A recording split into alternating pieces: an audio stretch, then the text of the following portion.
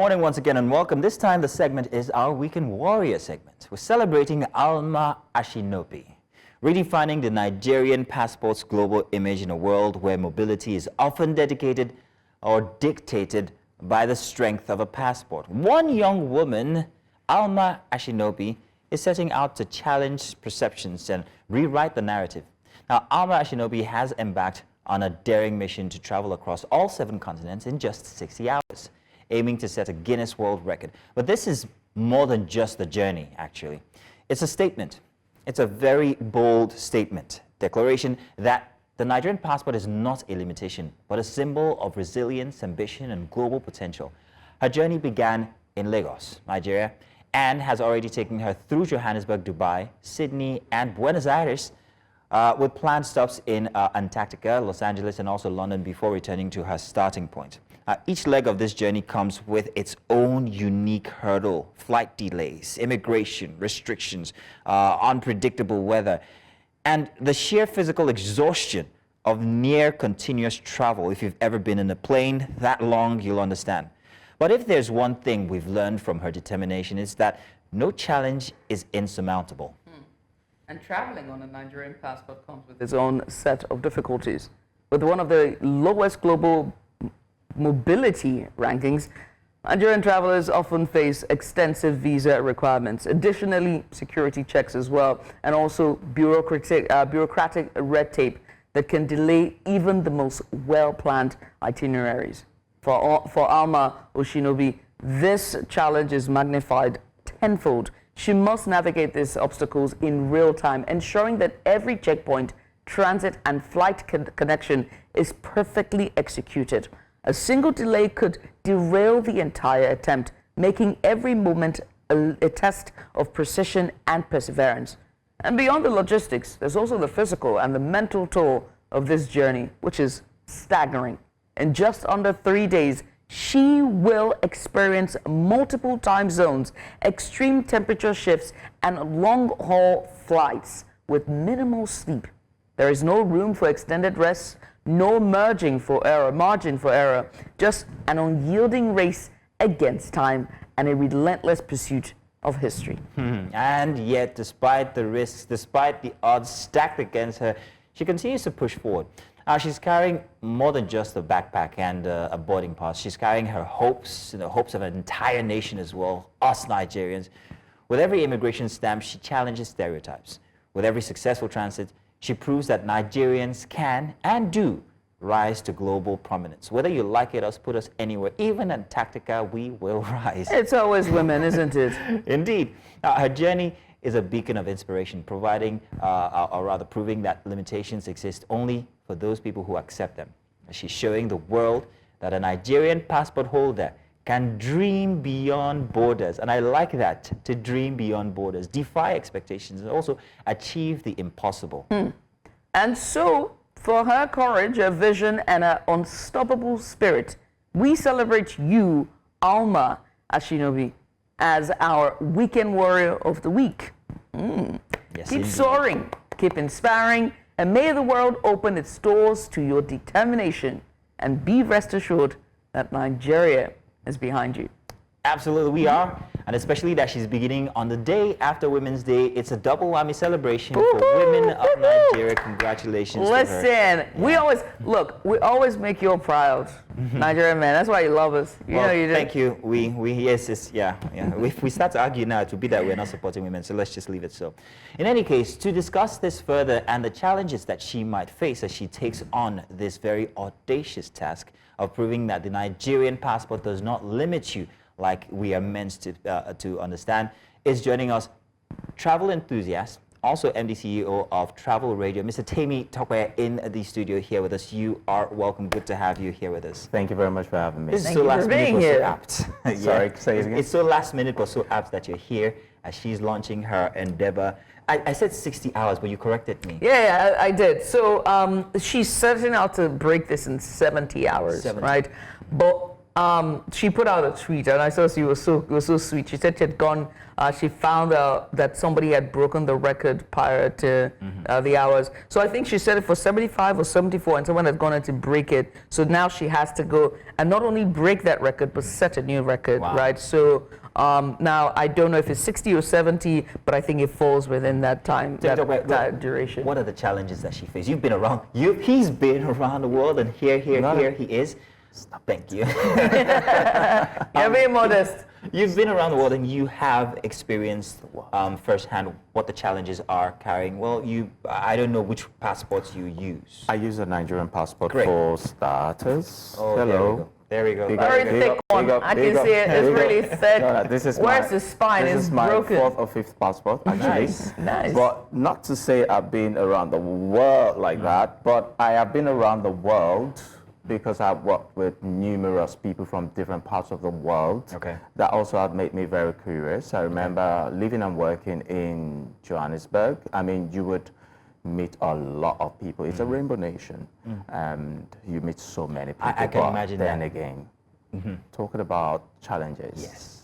of traveling with a Nigerian passport. Yes.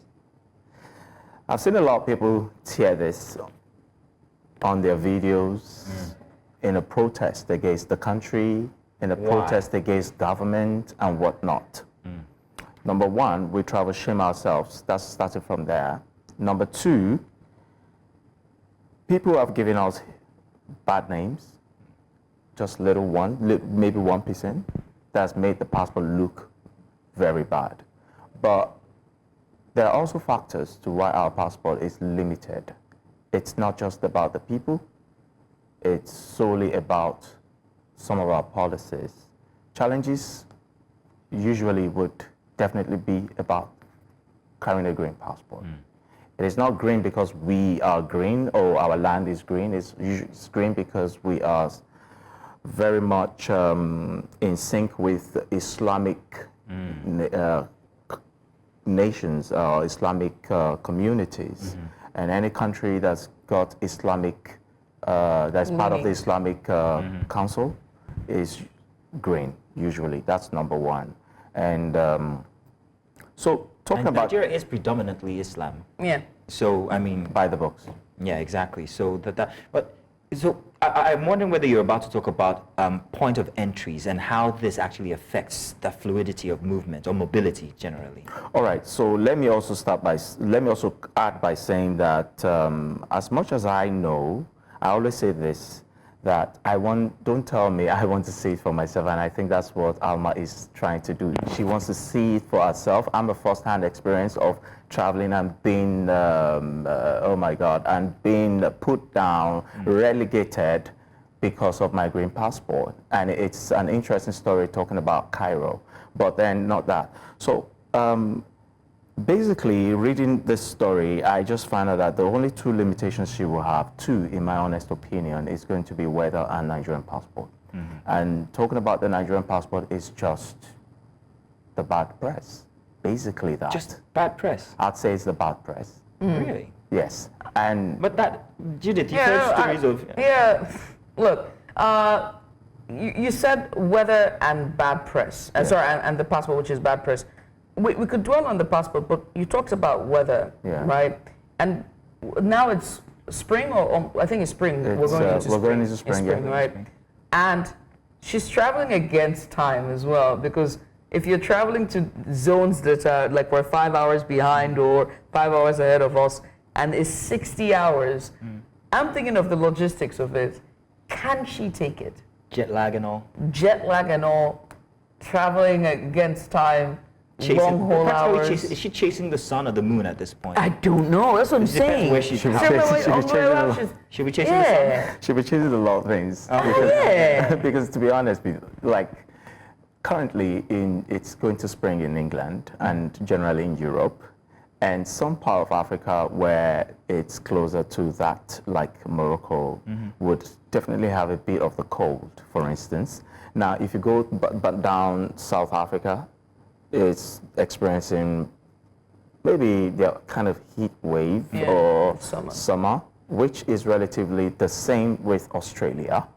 And then in Asia, you probably be seeing some part of that sunny summer vibe and feel, while in places like Japan or into Southeast Asia, so Kazakhstan and the Stan South countries, Korea. other Stan countries, and to the outskirts of or the extension of Russia, even into China, cold. it's going to be cold. And the biggest challenge you can probably experience during, in my opinion and in my observation, in cold period or winter period is the turbulence. That's usually and it's not like turbulence really causes any harm. It could, except if it's severe.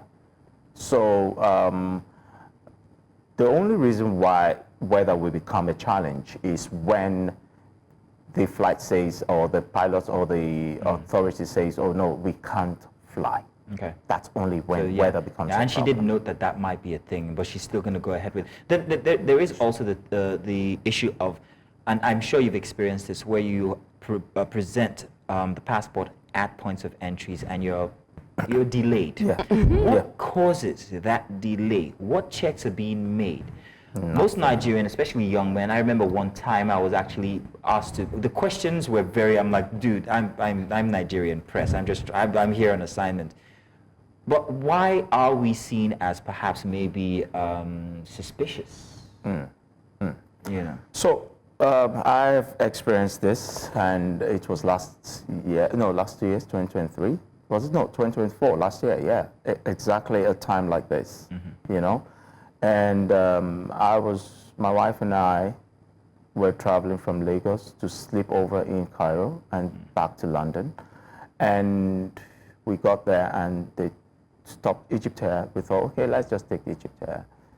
So, and I'm not saying it because I'm not travel shaming class of whether it is whatever airline you're using. And then we got there, and then we saw everybody strolling in. I mean, we saw the white people, we saw the Asians, everybody's just going in, and we felt that, oh, thank God, it's going to be seamless, smooth.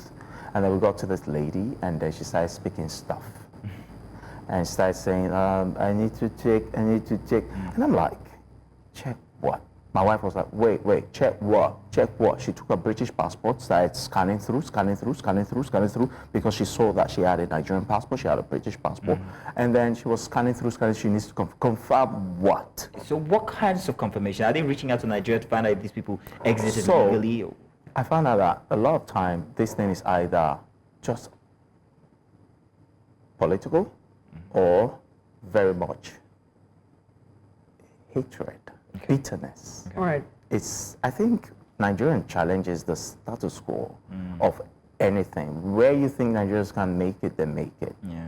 Not to say because, look. She's also going to Antarctica, isn't she? She's all continents. Yeah. Which of these continents do you think will present her the most challenge at entry? I think that's Which of these continents do you think? To be honest, if she's going into Europe, I think it's going to be countries like Asia, countries like Turkey, in my opinion, and that's Nigerians have had difficult times in Turkey trying to pass through. I thought we were going to say Morocco. And Sorry. I was going there. Really? I was going there to places like Morocco and Cairo. I'm very curious regarding Morocco and Cairo, because these are I'll tell you. African countries. So I'm expecting that mobility should be very free. So why would these two pose if for any other person who's going into Egypt or Morocco? I hate to be wrong. When you first present the question, I was going to say Africa, but of course I'm African, so I want to root for ourselves first of all. Thank you. But the truth is, our biggest challenge is going to be Africa. Why That's the Morocco truth. now? Why Morocco? Because Morocco is the closest to Spain. So something like a Siet. Tiergas or something. I've forgotten the name. If you know, I've forgotten the name, but it's the closest province to Spain. Europe, Spain. So every time black people coming through Morocco, the first thing they want to know is, how long are you here for? Where are you going? Or they pose a strong resistance And then, because usually the experience is that once they're in that province, they pay people to cross them. And now they have, of course, a bilateral relationship with Spain to also help deter people from crossing through. So that's a lot of issues. It And makes there's a sense high now. discrimination in that area. Yeah. A lot of people who have also testified to this have said that, look, every time they walk into a restaurant, they tell them that they look down on them and said they're not giving food and say, excuse me, I can buy my food. And then when they hear the accent, they know, oh, this one is British. Oh, no, this one is American. But this is the usual experience of the people there. The locals there have the experience of black people coming through that place and getting stranded and looking for food. And now that you mentioned I food, don't think that it's just, I don't even think it's just the border town between Morocco and Spain. I also think that there's a cultural bias towards black people. Sudanese, precisely. You know, there is a cultural bias towards black people. There's racial discrimination, which is odd because they're also of African descent, but because your skin is lighter and more of olive tones. Egypt as well. Makes me, I'm curious, as in we're African. Why? You know what I am mean? treated No, I differently? think the thing about countries like Morocco and those who share border with Spain, they lean towards that European leaning as opposed to same goes with Turkey. Turkey has that leaning because they're so close to Asia and Europe. They have that leaning of wanting to be there instead of the fact that it's actually an Arabian country, which is also of African descent. I wanted to ask you something. And also Egypt. If you were making this journey, Judith, there's something we aren't noting that we haven't added into the mix. Food.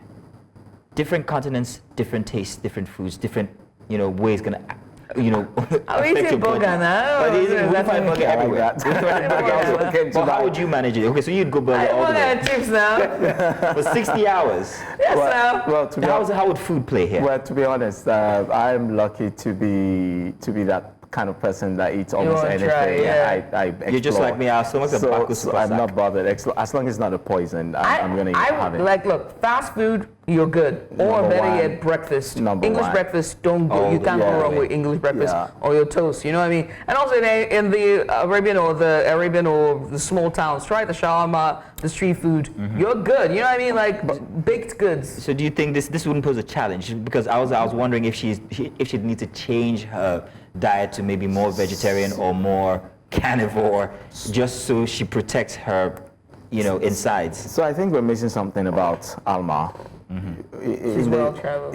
It's not even about the well travel. It's the fact that she's just going with a backpack and just like she's traveling minimalist. Yeah. So number one, you should know that this person is well informed about a diet, especially when you go green, veggies. You never go wrong with veggies, except if it's poisoned, if it results to food poison. But as long as it is okay, definitely you can do beef to give you more energy, bread, and then bread is very important, and that's also to help your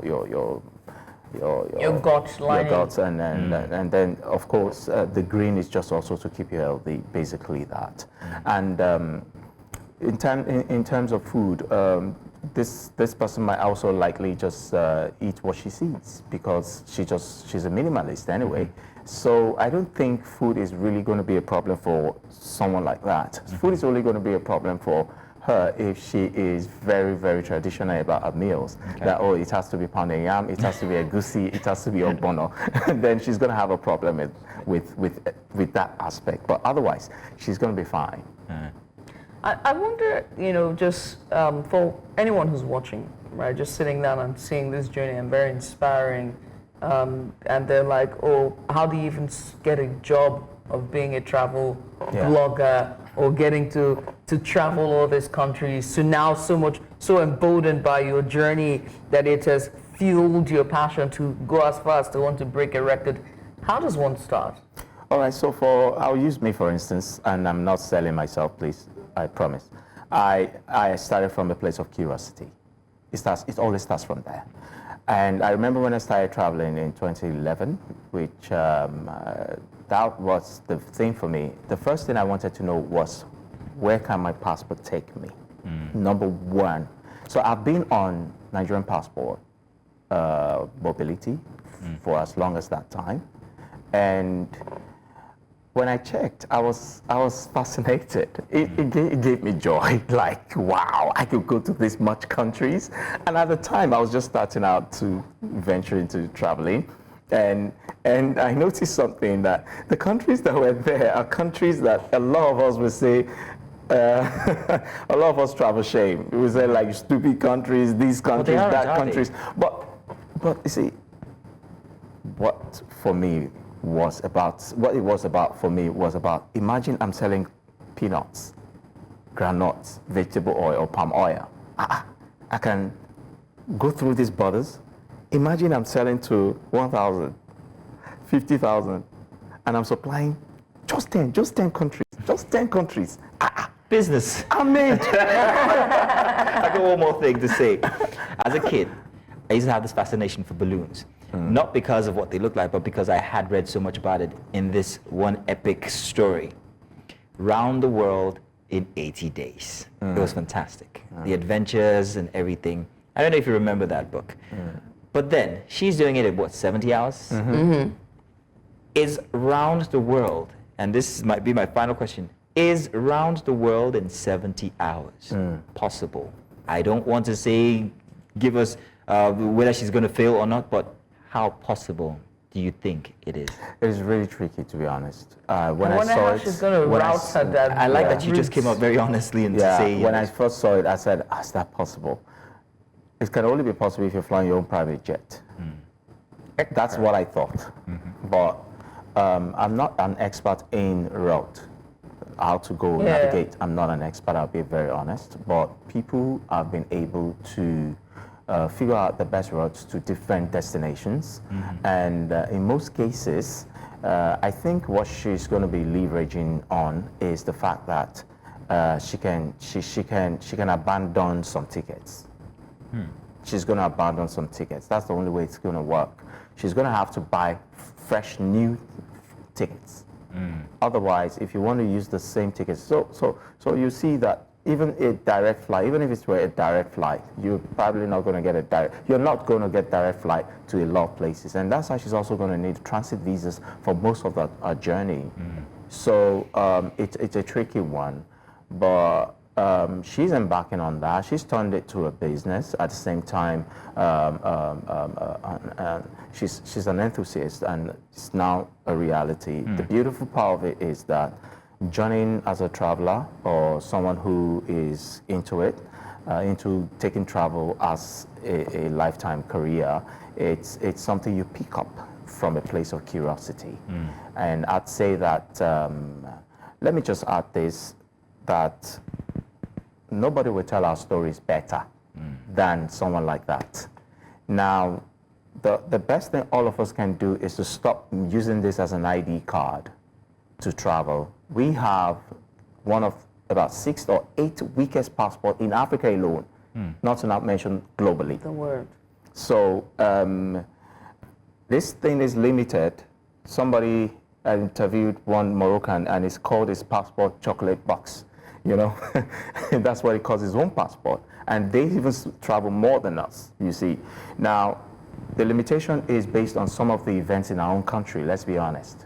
One of it is our, something like our national index, health, education, security, economy, freedom of travel within and out. These things are so important. So let's start telling our stories. Let's start empowering black stories. Your Cairo experience for the white man is a different Cairo experience for a black man. Right. A black man blog on travel is different from a black man's story when it's written on the travel blogs. Right. So it is time for black people, us Africans, us Nigerians especially, even in Kenya, we're humiliated. In this country, in different countries, in Africa generally, we are humiliated. Yet, the girls like us. I'm jealous. Let me listen. You have put us in trouble. The reason why I don't like us is the men, because you guys will just go there, and then we want to sow your seeds. Well, And the men don't like us because of that. It's a survival of the Because fittest. If you go back into biology, you can defend it Men will biologically. always use pseudoscience to support bad behavior. Are we going there now? Are we talking about Yes, this? You now. want us to? Yes. You saw what Wodemaya was talking about, a lady that was Ngozi is it Grenada? Antarctica? In Grenada. Greenland? Oh. Grenada or somewhere there. He said, "What's your name?" He said, "My name is Ngozi." He said, "Oh, so guys, where's this from in Nigeria? I know it man." I said, "Igbo man did it." Oh, she didn't even know. I have seen Igbo man did it. on TikTok they were doing in TikTok they were doing the Igbo trend where they were showing people with Igbo who were like partly Igbo, right? And I Descendants. kid you not, there was a red Indian. I kid you not, there was a red Indian. And he's I Nigerian. am not joking. The way I screamed like I saw. That's interesting. No. Timmy Tokwe, it's been fantastic having Thank you you here for talk having about me. this from a wholesome, realistic point of view. Somebody who's actually been through or been to so many places to see how challenging it might be traveling with a Nigerian passport. Thank you for for keeping that narrative to try and also prove in your small way that the Nigerian passport is not rubbish. It's not. Like the rest of the world. Thank you. tells it is. And also Thank you very much. congratulations to Alma. We know you're going to kill it. We know you're going to She bitch it. starts today. Congratulations to her. You got this, girl. Yes, we do hope that you achieve this record and bring Nigeria to the world. Tell Nigeria our story. Tell them that we're big, we're proud, we're everywhere. At least we can get there. And you're going to break those gates Yes, and indeed. come in swinging.